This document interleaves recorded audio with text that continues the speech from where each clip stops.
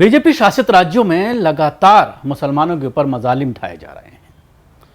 यहां तक कि छोटे छोटे बच्चों को भी ये अपनी मानसिकता से नुकसान पहुंचाते हुए नजर आ रहे हैं, और वो भी ऐसी जगहों पर जो शिक्षा का मंदिर कहा जाता है, विद्यालय, स्कूल। उस स्कूल में भी जानबूझ करके सिर्फ इसलिए इस मुस्लिम बच्चे को पीटा जाता है जिसकी उम्र महज 7 साल बताई जा रही है। नाम शहजाद है, बाप जो है वो मजदूरी करते हैं, कोटवाल आलमपुर गांव है, और थाने का नाम है झबरेड़ा, रुड़की तहसील लगती है, हरिद्वार ज़िला लगता है। बच्चा एक दिन स्कूल नहीं आया, जब अगले दिन वो स्कूल पहुंचा तो प्रिंसिपल राकेश सैनी और रविंदर, इन दोनों टीचरों ने हैवानियत दिखाते हुए उसकी ज़बरदस्त पिटाई की। टीवी स्क्रीन पर आप ये फ़ोटो देख सकते हैं कि छोटा सा बच्चा, मासूम बच्चा, उसको किस तरह से हैवानियत के साथ सिर्फ इसलिए पीटा गया क्योंकि वो मुसलमान है।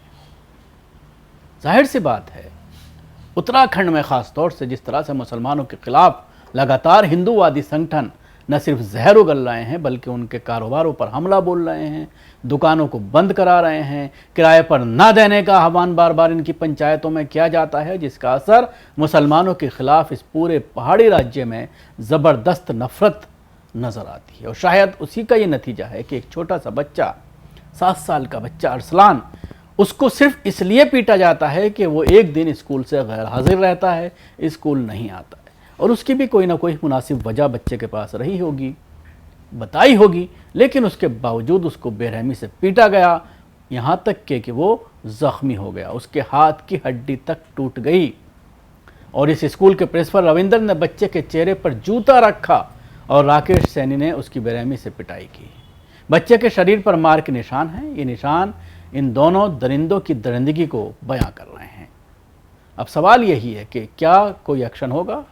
हरगिज़ नहीं, क्योंकि इसके बारे में ये जानकारी सामने आई है कि मामला जब सोशल मीडिया पर सामने आया, 10 सितंबर का ये मामला है, तो पुलिस तक ये बात पहुंची, लेकिन पुलिस ने इस पोस्ट के ऊपर कमेंट भी किया है और ये बताया है कि इसमें FIR दर्ज की गई है, विवेचना की जा रही है। लेकिन अब ये जानकारी आई है कि बाप जो है वो शहजाद, जिसका नाम है, वो मजदूरी करता है। दबाव में आकर के उससे समझौता करा लिया गया है।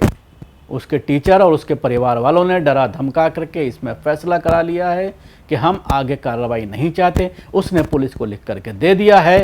लेकिन इस मामले में आपको याद होगा कि ऐसा ही एक और मामला सामने आया था, जिसमें स्कूली छात्रों से, गैर मुस्लिम छात्रों से मुस्लिम बच्चों की पिटाई का मामला था।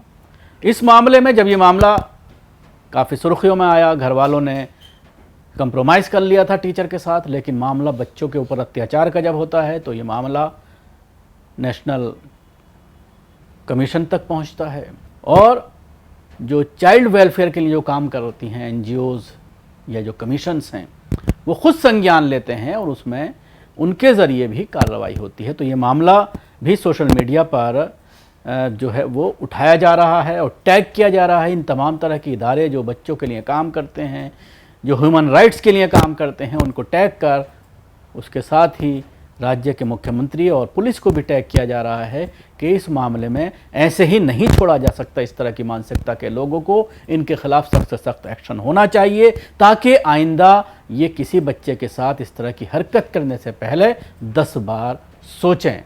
अब देखने वाली बात ये होगी कि क्या इस पूरे मामले पर जो चाइल्ड वेलफेयर के लिए जो तंजीमें हैं वो कितना इस पर संज्ञान लेती हैं और किस तरह का एक्शन इनके ज़रिए लिया जाता है।